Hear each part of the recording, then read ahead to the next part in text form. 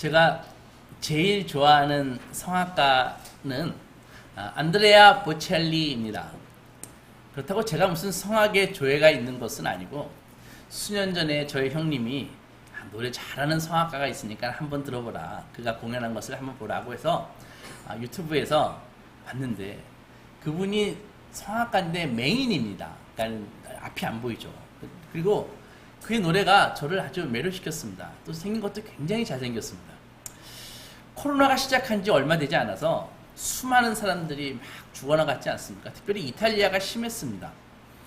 근데 그 죽어나가서 막 공포가 온 세상을 막 뒤덮었을 때 아무도 없는 성 베드로 성당에서 우리가 예배 때마다 부르는 주기도문송 있지 않습니까? Our Father which art in heaven 이 찬양을 착 해가지고 이탈리아 사람들뿐만이 아니라 전 세계 사람들에게 많은 위로를 주었습니다.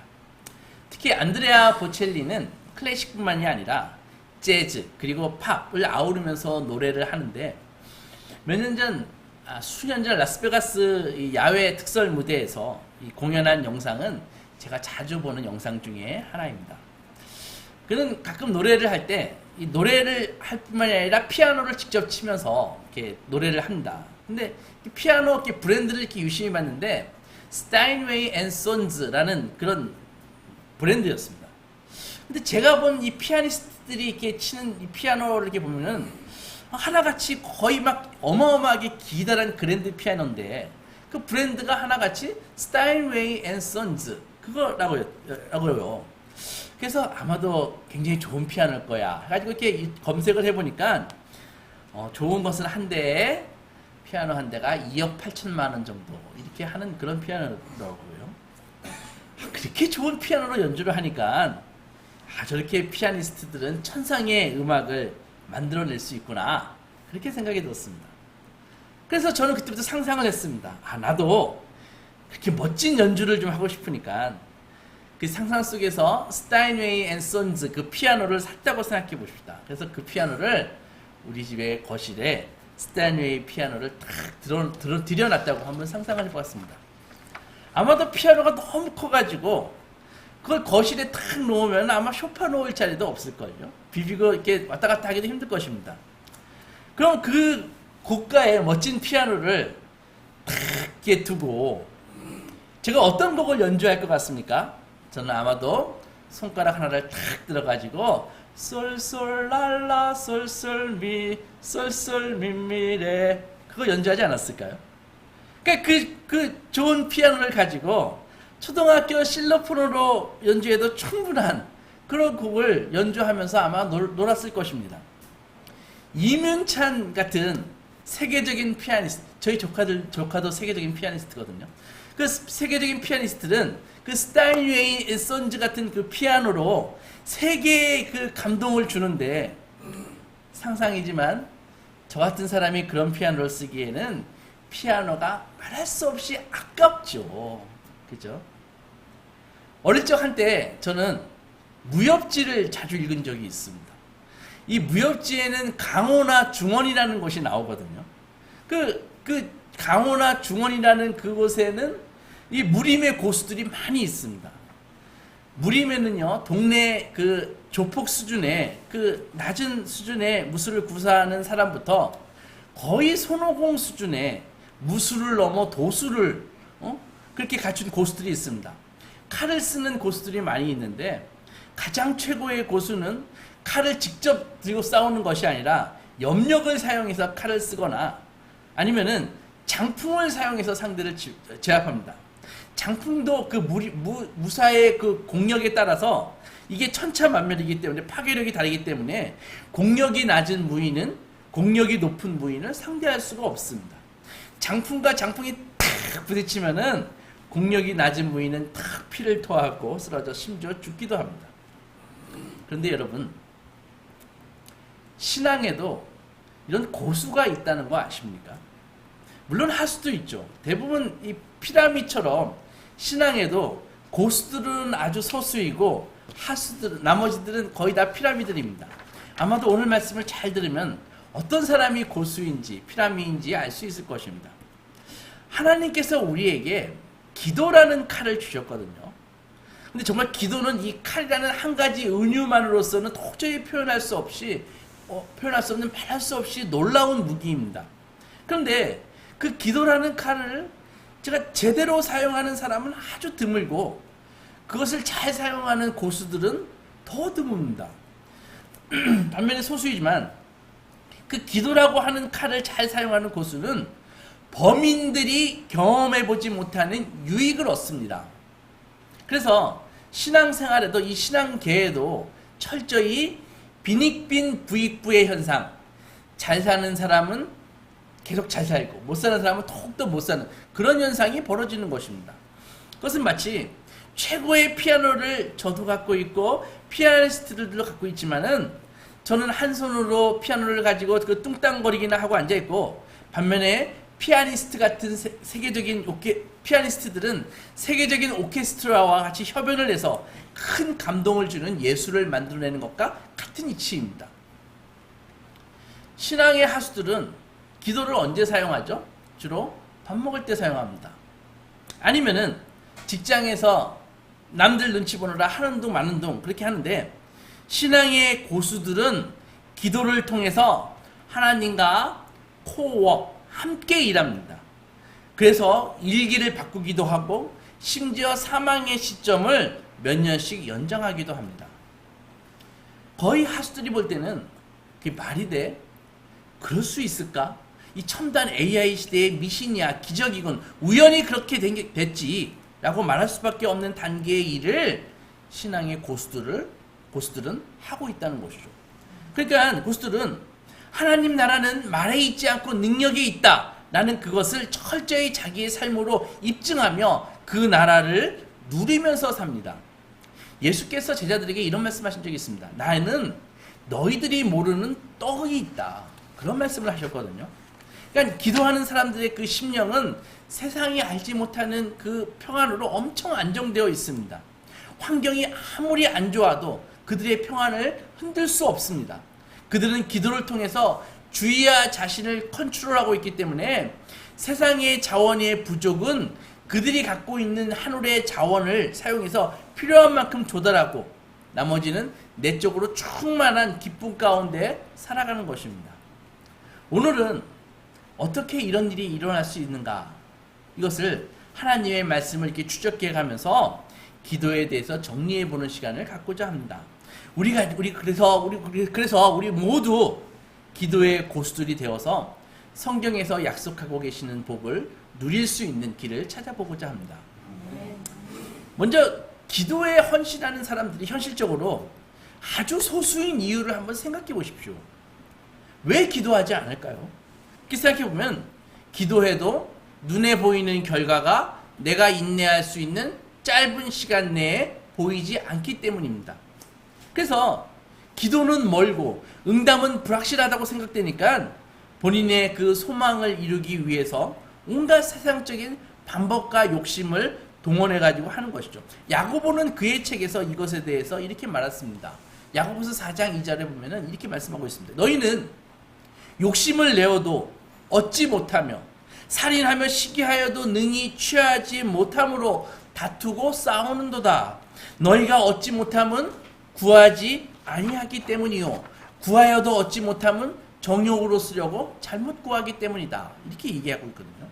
그러니까 기도가 내 뜻을 무작정 이루는 그런 도구라고 생각하면 그것은 해가 되는 것입니다. 더욱이 기도를 통해서 내가 하나님을 조작할 수 있다라고 믿는다면은 그건 안 될 말씀인 것이죠. 오히려 기도는 하나님과 함께 일하는 것입니다. 그렇다고 많은 사람들이나 다른 종교에서 이야기하듯이 마치 참선이나 명상처럼 기도가 내 내면의 평안만을 추구하는 것이 아니라 기도는 말씀드렸듯이 세상을 이끌고 있는 하나님의 역사에 동참하는 것입니다. 한 가지 기도의 특징은 단순히 기도는 요청하는 것이 아니라 고된 간구라는 것입니다. 그래서 사실 어려운 것입니다. 하나님께 열심히 간청하는 것입니다. 말씀으로 주어진 약속을 단순히 기다리기만 하는 것이 아니라 그 약속을 붙잡고 매달리는 것입니다. 따라서 기도는 사실은 어떤 노동보다도 중노동입니다. 예수님은 십자가 지시기 전에 기도할 때 처음에 땀이 나왔거든요. 그 다음에 시간이 갈수록 예수님의 몸에서는 기도하다가 피가 나왔습니다. 이사야 선지자는 기도에 대해서 이렇게 말합니다. 64장 7절을 보면 주의 이름을 부르는 자가 없으며 스스로 분발하여 주를 붙잡는 자가 없사오니 이는 주께서 우리에게 얼굴을 숨기시며 우리의 죄악으로 말미암아 우리가 소멸되게 하셨음이니이다. 그러니까는 기도는 스스로 분발해서 주를 붙잡는 것이라는 것입니다. 그런데 기도하지 않을 때 하나님의 얼굴이 자신의 죄악으로 인해 보이지 않는다는 것입니다. 그러니까 이 말은 기도하지 않으면은 하나님을 볼 수도 만날 수도 없다는 것입니다. 비록 기도하지 않는 그 사람에게 종교 행위가 있을지 모르지만 하나님의 존재와 은혜는 경험할 수 없다는 것입니다. 또한 사도 바울은 로마서 15장에서 기도를 힘을 같이 모으는 동역이다 이렇게 말했습니다. 30절 보면 형제들아 내가 우리 주 예수 그리스도와 성령의 사랑으로 말미암아 너희를 권하노니 너희 기도에 나와 힘을 같이 하여 나를 위하여 하나님께 빌라. 사도 바울은 로마 교회에 자신과 함께 자신을 위해 하나님께 기도해 달라고 했습니다. 복음을 전하는 일은 이 악이 지배하는 어둠의 세력들과 싸우는 전쟁입니다. 여러분 세상은 세상의 악한 주관자들이 어둠의 악한 주관자들이 지배하고 있습니다. 따라서 기도는 이 기도는 연합해서 세상에 대적하는 행위입니다. 에베소 6장에 보면 12절에 우리의 씨름은 혈과 육을 상대하는 것이 아니요 통치자들과 권세들과 이 어둠의 세상 주관자들과 하늘에 있는 악한 영들을 상대함이라 그렇게 적혀 있습니다. 여러분 얼마 전에 서울대학교를 나온 사람들이 모여가지고 텔레그램이라는 것을 사용해가지고 아주 음란한 그런 단체를 만들었습니다. 그래서 온갖 성적인 범죄를 저질러서 잡혔습니다. 그리고 얼마 전에 1차 판결이 났는데 징역 5년을 받았죠. 여러분 그들의 부모들이 그들을 한국 최고의 대학에 보내기 위해서 얼마나 많은 노력을 했을까요? 얼마나 많은 사교육을 시키고 모든 에너지를 다 동원하지 않았습니까? 그것이 무엇을 얘기하는 것인지 아시겠습니까? 기도로 깨어있는 분들은 압니다. 이것이 바로 영적인 문제라는 것을요. 지금 우리의 세상이 얼마나 통치자들과 권세들과 어둠의 세상 주관자들로 인해서 확 장악되어 있는지, 그리고 신앙이 얼마나 훼손되고 능력을 발휘하고 못하고 있는지 깨어있는 분들은 압니다. 따라서 기도는 이런 세상의 악한 것들과 대적하는 행위입니다. 여러분, 성도는 자신의 영혼을 기도로 지키는 것입니다. 자신의 가족을 기도로 지키는 것입니다. 자신을 몸담고 있는 이 사회를, 교회를 기도로 지키는 것입니다. 그런데 기도하지 않는다고요? 이 세상에 자기의 자녀들 그대로 그냥 기도 없이 노출시킵니까? 그것처럼 무책임한 일은 없다라는 것입니다. 성경에 기록된 역사적인 사건들을 살펴보면 기도의 힘에 대한 놀라운 사건들로 성경은 다 도배되어 있습니다. 열왕기상에 보면은 부패한 정권에 대항해서 엘리야 선지자가 기도합니다. 뭐라고 기도합니까? 하나님, 비를 멈춰 주십시오. 그렇게 기도하니까 3년 6개월 동안 비가 멈췄습니다. 그리고 갈멜산에서 바알과 아세라 선지자 850명과 이 능력 대결을 펼친 다음에 그 악한 선지자들을 제거하고 그리고 다시 기도했습니다. 7번 지난한 기도를 드립니다. 한 번 기도하고 한 번 가서 확인해봐라. 한 번 기도하고 비 오나 확인해봐라. 7번 기도했다고요. 그리고 7번 기도한 후에 하나님께서는 엄청난 비를 내리셨고 하나님의 살아계심을 아합과 이세벨이 다스리는 이스라엘에 입증했습니다. 야고보는 그런 엘리야를 표현하기를 뭐라고 표현했냐고 하면은 엘리야는 정말 놀라운 능력을 펼쳤지만 그는 우리와 다른 사람이 아니다. 특별한 사람이 아니다. 우리와 성정이 같은 사람이라는 표현을 했다고요. 그런데도 불구하고 엘리야에게 그런 역사가 일어난 이유는 엘리야가 바로 기도의 종이었기 때문입니다. 야고보서 5장 16절에서 이런 표현이 있잖아요. 의인의 강구는 역사하는 힘이 크다. 좋은 말이지만 그 말을 반대로 생각해 봅시다. 의인이 아닌 사람의 기도는 역사하는 힘이 거의 없다라는 말과 같은 말 아닙니까? 성경은 분명히 말합니다. 하나님을 믿어도 다 똑같지 않다.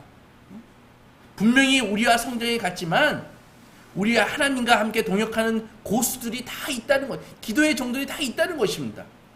그들은 오늘도 하나님과 함께 동역하고 있습니다. 그래서 비를 멈추기도 하고 비를 내리기도 하고 불을 내리기도 하고 세상의 악한 주권자들에 대항해서 하나님의 나라를 세우기 위해서 지금도 전쟁을 벌이고 있는 것입니다. 왜 우리에게 그런 일이 일어나지 않을까요?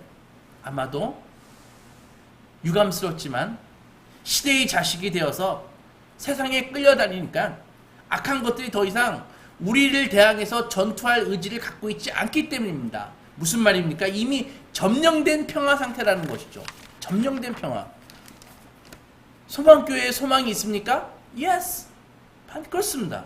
그렇다면 그 소망은 어떻게 육신이 될 수 있습니까? 치열한 기도의 사역이 뒤따라야 한다는 것이죠. 원수는 하나님이 기뻐하시는 소망을 그냥 육신이 되도록 결코 그냥 놔두지 않습니다. 보고만 있지 않습니다. 하나님께서는 잠시나마 이 기상을 통제할 권한을 엘리야의 기도 아래에 두셨습니다. 엘리야는 기도를 통해서 3년 동안 하늘의 문을 닫았고 3년 후에 다시 엄청난 비가 쏟아지게 했습니다. 여러분, 어떻게 해서 이런 일이 일어날 수 있을까요? 이것이 바로 기도에 대한 하나님의 놀라운 결정입니다. 잘 들어보세요. 하나님은 기도하는 종에게 당신의 권한의 일부를 위임하십니다. 그래서 하나님의 권한을 위임받은 기도자는 하나님의 역사에 참여하고 하나님과 합력하는 것입니다. 이것이 하나님이 일하시는 스타일입니다. 하나님은 기도하는 자와 합력하셔서 역사를 만들어 가십니다. 기도를 왜 하는지 아시겠습니까? 기도할 때 기도하는 이유는 하나님의 권한을 일부 양도받기 위해서 기도하는 것입니다. 그것을 경험한 사람은 기도하지 않을 수 없습니다. 기도만큼 빠른 길이 없기 때문에, 기도만큼 효율적인 것이 없기 때문에, 기도만큼 강력한 것이 없기 때문에 그 영적인 세계를 이해한 사람들은 기도한다고요. 왜? 하나님의 권한을 양도받기 위해서. 왜 우리의 문제가 풀리지 않습니까? 우리의 능력으로 안 되기 때문에 안 풀리는 것입니다. 그러면 그 문제를 어떻게 푸시겠습니까? 하늘의 능력을 양도받아야죠. 어떻게 양도받겠습니까? 기도해야죠. 기도 안 하면 어떻게 됩니까? 매년 그 모양 그꼴로 사는 것입니다. 아무 변화 없습니다. 수십 년을 신앙생활해도 가정과 자기에게 아무 변화가 없는 것입니다.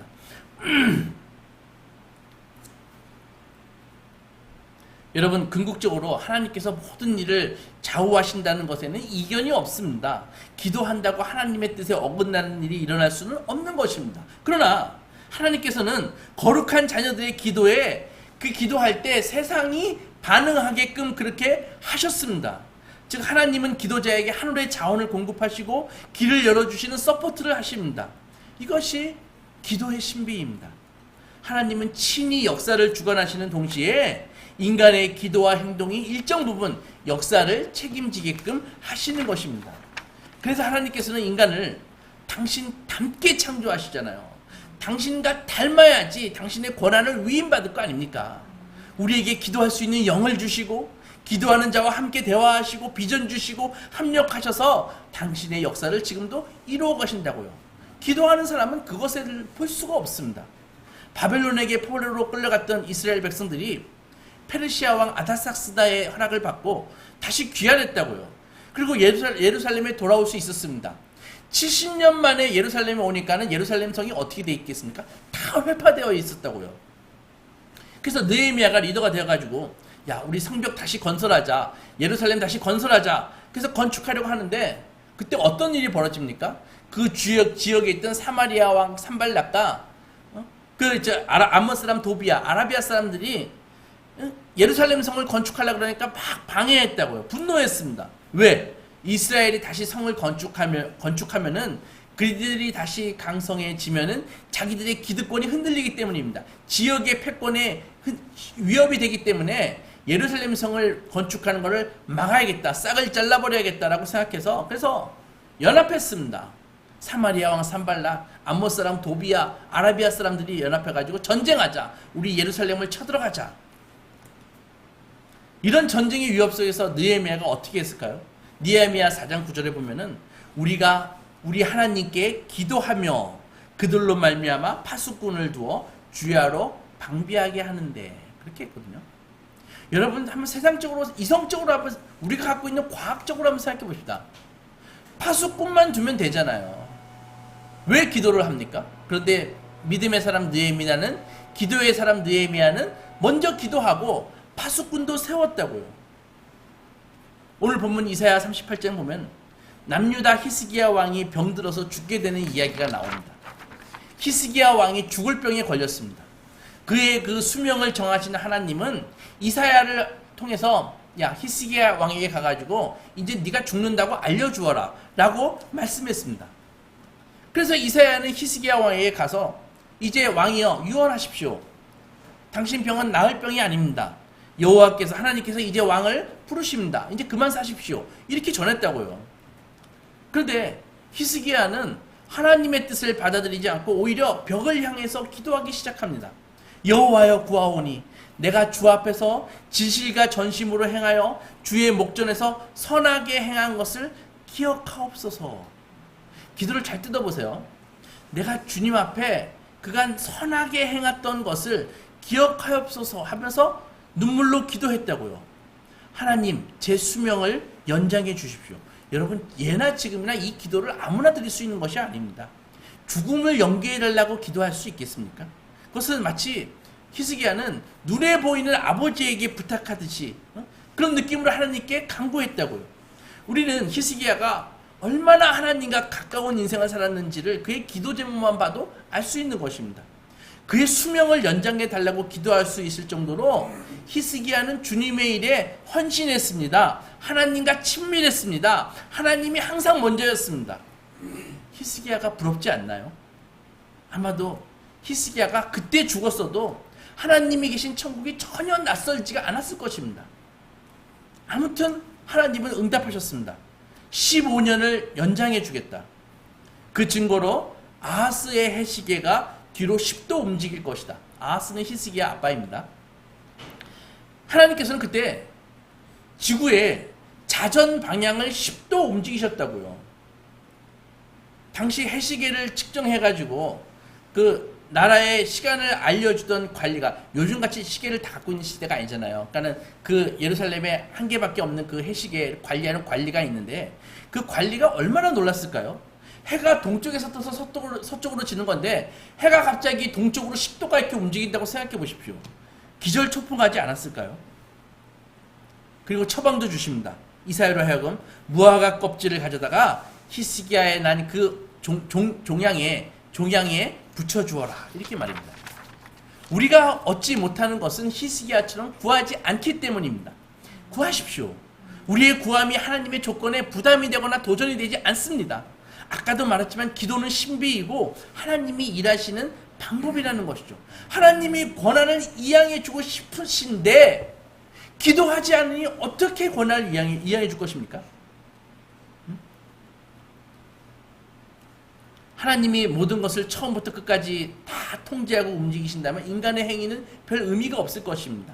어차피 하나님의 뜻대로 다 하실 것이기 때문입니다. 반대로 믿음이 없는 사람들이 생각하듯이 인간의 이성과 과학과 기술로 다 이해할 수 있고 다 컨트롤할 수 있다면 하나님은 더 이상 우주의 주인도 주권자도 아니실 것입니다. 하지만 하나님께서는 성도에게 기도를 주시고 기도하는 자에게 당신의 권한을 위임해 주시고 그와 합력하셔서 당신의 뜻을 이루어 가십니다.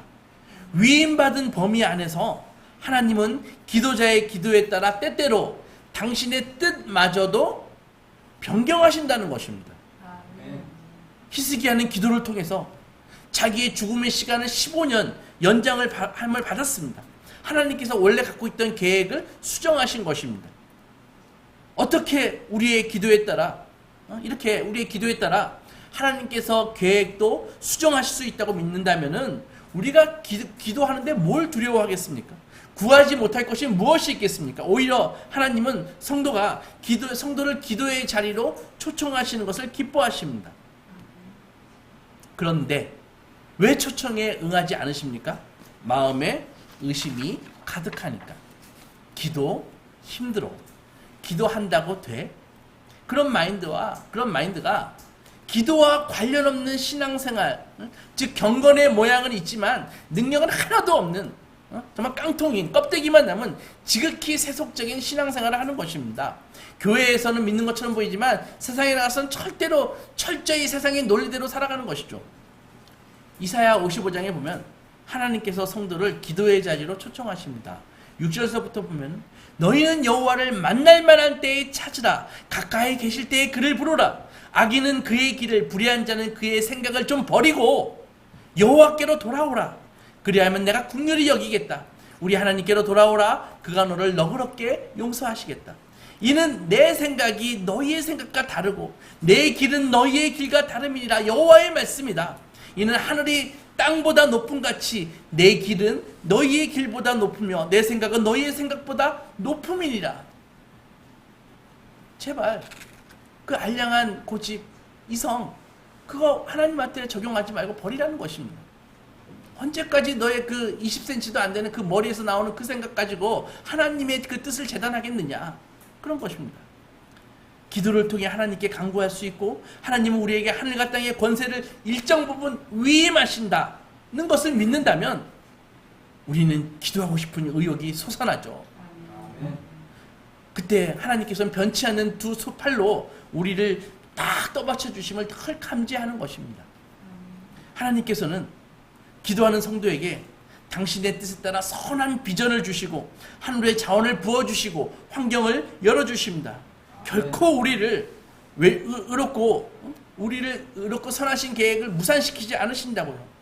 예레미야 29장에 보면은 하나님이 우리에 대한 생각을 명확하게 말씀해 놓으셨습니다. 11절에 보면 여호와의 말씀이라 너희를 향한 나의 생각을 말한다. 그것은 평안이요 재앙이 아니다. 너희에게 미래와 희망을 주는 것이니다. 예레미야 29장 11절 기억하십시오. 어차피 하나님의 뜻대로 될 텐데 왜 기도하냐고요? 당연한 말씀이지만 기도하면 하나님께서 그 기도자의 기도를 들으시니까 기도하는 것입니다. 아멘. 여러분 하나님은 영이십니다.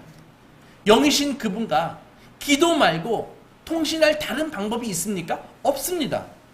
오히려 우리의 신앙이 진실하다면 우리의 신앙이 가짜가 아니라면 우리에게 가장 중요한 분은 하나님이십니다. 그러므로 하나님을 믿는다고 하면서 기도하지 않는 사람은 하나님을 안 믿는 사람입니다. 말씀드렸듯이 기도의 힘이 통제하는 대로 하나님의 일정 부분 세상을 움직이십니다. 하나님의 입장에서 일정 부분이지 우리의 입장에서는 결코 그게 작은 게 아닙니다. 그 차이는 기도하는 사람과 기도하지 않는 사람은 정말 차원을 달리할 수 있을 정도의 수준과 분량이 나는 것입니다. 기도는 강력하고 영향력이 있습니다. 그러면 성경에서 말하는 기도란 무엇일까요? 기도는 신앙 고백을 잘 정리해 놓은 소요리 문답이라는 것이 있습니다. 웨스트민스터 신앙 고백 서밋 대소요리 문답, 이걸 우리의 선조들이 잘 만들어놨는데 기도란 무엇입니까? 라는 질문에 기도는 죄를 고백하고 주님의 자비로우심을 감사하는 마음으로 인식하고 거룩한 뜻에 합당한 것들을 그리스도의 이름으로 하나님께 올려드리는 것입니다. 그렇게 정리했습니다. 여러분에게 주님께서 주신 소망이 있으십니까? 그 소망이 주님께서 주신 것이 확실하다면은 그것을 구하는데 망설이지 마십시오. 물러서지 마십시오. 용감하게 구하십시오. 많은 시편의 기자들이 자기의 그 무언가를 소망하고 기대하는 마음을 하나님께 용감하게 딱 쏟아냈습니다.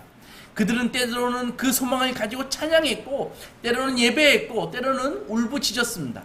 물론 우리의 소망이 오염되고 타락했을 수도 있습니다. 그리고 나의 기도가 주님의 뜻이 아닐 수도 있습니다. 처음에는 내가 내 자신과 다른 이에게 나의 기도가 도움이 될 거라고 생각했지만 나중에 보면은 잘못된 요청이었음을 깨닫게 되기도 합니다. 이럴 경우 내가 요청한 대로 하나님이 처음에 요청한 대로 들어주셨다면은 오히려 더 안 좋게 되었을 것 같다라는 것을 나중에 깨닫기도 합니다. 그러므로 기도할 때 우리의 그 무지와 이기적인 동기라는 함정에 빠지지 않도록 하나님의 거룩한 뜻에 합당한 것을 구해야 됩니다. 그러면 목사님, 내가 구하는 이 기도 제목이 있는데 이것이 문제가 있는 기도 제목인지 하나님의 뜻에 합당한 기도 제목인지 어떻게 알 수 있습니까? 안타깝지만, 궁금하지만 구할 당시에는 100% 알 수 없습니다. 그러면 어떻게 해야 되냐? 첫째로 그래서 우리는 기도할 때, 잘 들으세요, 열린 마음이 필요한 것입니다. 무슨 말인가 하면 우리는 기도하면서 최상의 결과를 기대하지만 하나님께서 다른 일을 행하신다 할지라도 기꺼이 받아들이고자 하는 열린 마음을 가져야 한다는 것이죠. 두 번째로 중요한 것은 우리의 그 소원 목록을 쭉 읽어내려가지 말고 변론하는 자세를 가져야 한다는 것입니다. 기도할 때 변론하는 자세를 가져라. 무슨 말일까요? 이사야 1장 18절에 보면 이런 말씀이 있습니다. 하나님께서 우리를 변론의 자리로 부르시거든요. 여호와께서 말씀하시되 오라 우리가 서로 변론하자. 너희의 죄가 주홍 같을지라도 눈과 같이 희어질 것이요 진홍같이 붉을지라도 양철같이 희게 되리라. 그러면 변론하다는 게 무슨 말입니까? 변론하는 기도가 무슨 말인가 하면은 그것은 기도할 때, 잘 들어보세요. 우리가 기도할 때 내가 구하는 그 기도 제목이 내가 최선이라고 생각하는 이유, 그 이유를 포함시켜서 주님 앞에 기도하라는 것입니다. 한마디로 기도의 신학적인 설명을 붙여 넣으라는 것입니다. 신학적이니까 어려운 말을 쓰라는 것이 아니라 그것은 나의 기도 제목이 과연 하나님이 기뻐하시는 기도 제목인지, 나의 기도가 주님의 그 구원 사역이 어떻게 진행되고 세상과 교회 그리고 우리 가정과 나에 대해서 주님께서 기대하시는 바가 무엇인지 성경의 기록의 말씀에 비추어서 나의 기도 제목을 성찰해 보라는 것입니다. 사랑하는 소망교회 성도 여러분, 우리 예수 그리스도를 바라보십시오. 그분은 얼마나 바쁘셨습니까? 여러 가지 많은 사역을 하셨지만 매일 빠지지 않고 하신 사역은 바로 하루 일과가 끝나고 주로 산에 가셔서 밤이 맞도록 기도하신 것이었습니다. 그렇게 기도하셨기 때문에 온전히 하나님의 뜻을 알 수 있었고 하나님의 뜻에 순종할 수 있었고 인류를 구원하는 십자가의 사명을 감당할 수 있었습니다. 오늘날 교회를 보면 기도의 결핍으로 인해 많은 부작용을 앓고 있는 것을 목도하게 됩니다. 기도만 해도 정말 쉽게 해결받을 수 있는 것을, 그런 문제들을 정말 무기력하게 그런 문제들로 인해서 고통당하고 있는 것을 어렵지 않게 목격할 수 있습니다. 많은 문제와 갈등, 그리고 영역 간의 이 빈곤의 문제가 기도하면 해결받는데 기도를 믿지 않으니까 나는 이성적인 사람이야 하고 자위하지만 사실은 그냥 모든 일을 세상적인 방법으로 처리하면서 그렇게 사는 것이라고요. 그렇게 힘쓰고 애쓰고 하다가 좌절하고 우울증 걸리고 탈진하는 사람들이 속출하고 있지 않습니까? 많은 부작용이 있는 것이죠. 어찌할 것입니까? 기도에 헌신하십시오. 기도하십시오. 하나님과 변론해 보셨습니까? 성자 하나님도 하신 기도를 왜 우리가 하지 않습니까? 그 귀한 기도를 주셨는데 기도하지 않는다면은 정말 최고급 피아노를 사놓고 활용하지 못하는 한심한 수준과 똑같다는 것이죠. 어차피 하나님의 뜻대로 될 텐데 왜 기도하냐고요? 그 이유는 기도할 때 하나님이 반드시 좋은 선물로 응답하시기 때문입니다. 아멘.